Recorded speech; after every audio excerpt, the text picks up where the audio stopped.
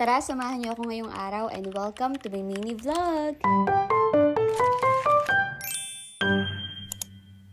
Ngayong araw nga ay nilabhan naman ng asawa ko itong mga kurtina na in-order ko online at saka yung mga pillowcase na hindi namin nasama nung nagpa-laundry kami. Kadarating lang din kasi ng mga in-order ko online kaya sabi ko mano-mano na lang din to lalabhan. After nga matuyo ay nagsimula na lang din kami magpalit ng mga cover at saka ng mga bedsheet. Sabi nga sa akin ng asawa ko, mahal bakit puro kulay pink? Sabi ko nga sa kanya hanggang ngayon ba nagtataka ka pa? By the way, ang gaganda nga pala ng mga nabili ko nitong pillowcase at saka yung bedsheet kasi ang gaganda rin talaga ng mga tela at saka ng mga kulay nila. Isang set kasi talaga tong binili kong bedsheet, yung polka dots, may kasama talaga siyang 4 na pillowcase. Yun nga lang, hindi kasi siya kasha. Standard size lang kasi yung pillowcase, kaso nga lang yung mga unan kasi namin, medyo mas malalaki. Kaya naghanap na lang din ako ng mga pillowcase na babagay din talaga dito sa nabili kong bedsheet. Pagkatapos nga malagyan lahat ng cover, sinimula naman ng asawa ko itong lagyan yung mga kortina. Nalinis na naman niya last time yung bintana, kaya naman ngayon, magpapalit na lang kami ng mga kortina. So online ko nga lang din pala ito binili kasi halos lahat naman ng mga binibili kong gamit dito sa bahay ay puro naman online lang. Tapos na nga ilagay yung mga kortina, tapos sabi niya wait lang daw, aalisin niya daw ulit kasi meron daw siyang nakitang kapag hinila mo yung isang kortina ay makakasama na rin yung isa para at least hindi siya bubuka. Ayos nga rin itong ginawa ng asawa ko kasi nga naman pag hinila mo yung kortina at least kasama na yung isa, hindi na siya maghihiwalay at saka hindi na rin siya mahirap ayusin. Medyo malapit na kami matapos sa mga ginagawa namin dito sa bahay at saka dito sa kwarto. Tapos ang saya-saya ko din kasi nga nakikita ko na nagiging maaliwalas na rin talaga yung itsura ng kwarto. Ito na nga pala yung itsura ng kwarto namin. Halos lahat ng mga yan, binili ko lang yan online. Yung kortina, yung mga pillowcase, yung crib,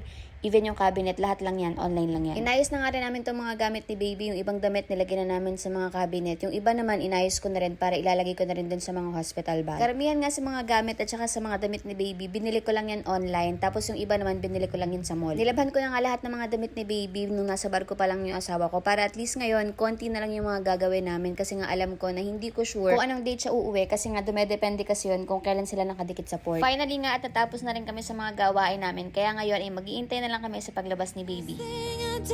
And I want you to